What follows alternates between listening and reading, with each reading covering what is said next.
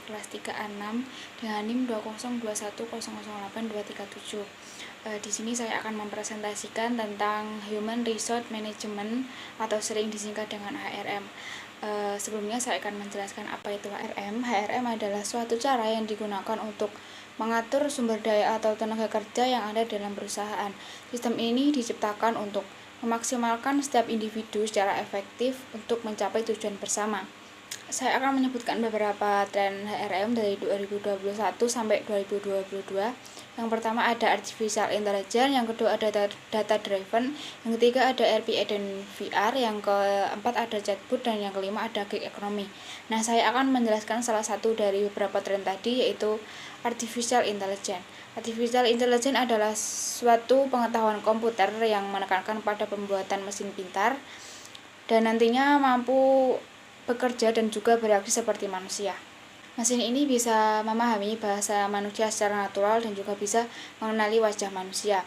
Dahulu AI ini sempat menjadi bahan guyonan karena mungkin dahulu ide untuk membuat mesin pintar yang bisa menyerupai manusia dan juga bisa bekerja dan bereaksi seperti manusia ini merupakan ide yang mustahil. Namun bisa kita lihat sekarang kemajuan teknologi sangat cepat dan sangat pesat.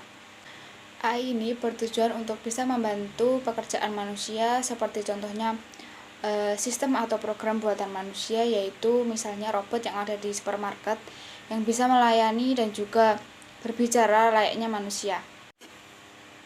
Nah, cara kerja dari kecerdasan buatan ini adalah dengan menggunakan algoritma dan memberinya banyak data agar sistem nantinya dapat mempelajari suatu hal secara otomatis. Ada beberapa tantangan yang akan kita hadapi jika kita ingin menggunakan Artificial Intelligence di Indonesia, yaitu yang pertama ada leadership, yaitu kurangnya gagasan dari pimpinan dan komitmen pimpinan untuk berinvestasi di Artificial Intelligence ini.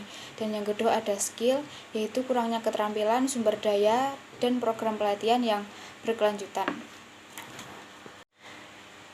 Kelebihan jika kita menggunakan Artificial Intelligence ini adalah yaitu yang pertama, AI ini memiliki sifat netral tanpa pandang bulu, yang artinya jika mengambil keputusan itu nyata dan benar, berbeda seperti manusia yang nantinya akan memiliki berbagai pertimbangan. Dan yang kedua ada kecerdasan buatan yang bersifat permanen, yang artinya tidak bisa diubah kembali tapi bisa digunakan berulang-ulang. Yang ketiga yaitu memberikan banyak kemudahan, karena memang pembuatan AI ini ditujukan untuk memudahkan pekerjaan manusia. Dan data yang masuk nantinya akan disimpan dan bisa diakses di kemudian hari. Selain itu, sistem AI ini bisa bekerja lebih cepat dibandingkan dengan tenaga kerja manusia. Dan yang keempat yaitu Artificial Intelligence juga memiliki sifat konsisten dan teliti. Semua data dan pengetahuan yang masuk tidak akan berkurang, serta peluang AI untuk melakukan kesalahan itu sangat kecil. Misalnya saja jika kita menghitung di kalkulator komputer atau kita melakukan perhitungan di Excel, itu jarang sekali ditemukan kesalahan. Maka dari itu mengapa AI sangat dibutuhkan untuk mempercepat penyelesaian pekerjaan manusia.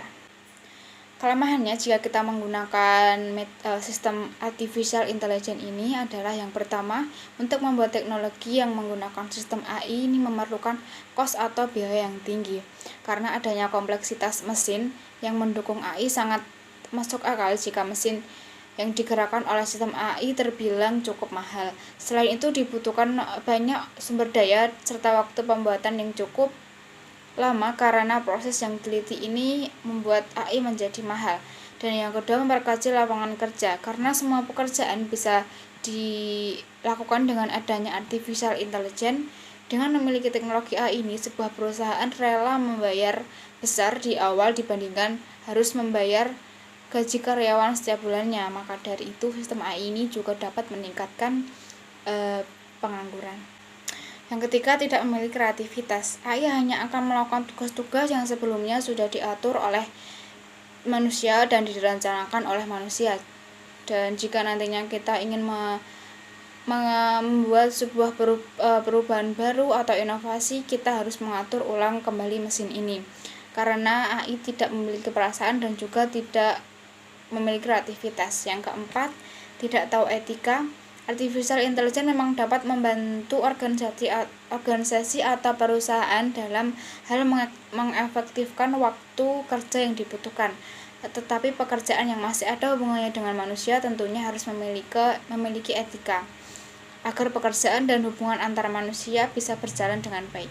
Contoh aktivitas kehidupan sehari-hari kita yang memanfaatkan AI, misalnya asisten virtual, media sosial, dan layanan berlangganan film atau musik. Saya akan menjelaskan salah satunya, yaitu asisten virtual. Istilah asisten virtual ini mungkin masih sangat asing bagi telinga sebagian orang, namun mereka tentu lebih mengenal Siri, Google Now, atau Cortana. Yang ketiganya adalah asisten virtual pada perangkat iOS, Android, dan Windows Mobile. Seperti sebutannya, asisten virtual ini bertugas untuk membantu Anda mencari informasi melalui suara Anda. Layaknya seorang atasan meminta asistennya lewat percakapan langsung. Misalnya saja kita mengajukan pertanyaan, apa jadwal saya hari ini? Dan nantinya asisten menyampaikan jawabannya melalui pesan suara secara real time. Kemampuan tersebut berkat dukungan teknologi AI, di mana teknologi tersebut mendeteksi suara Anda, kemudian akan mengumpulkan informasi terkait dan mengungkapkannya lewat pesan suara persis seperti seorang asisten pribadi.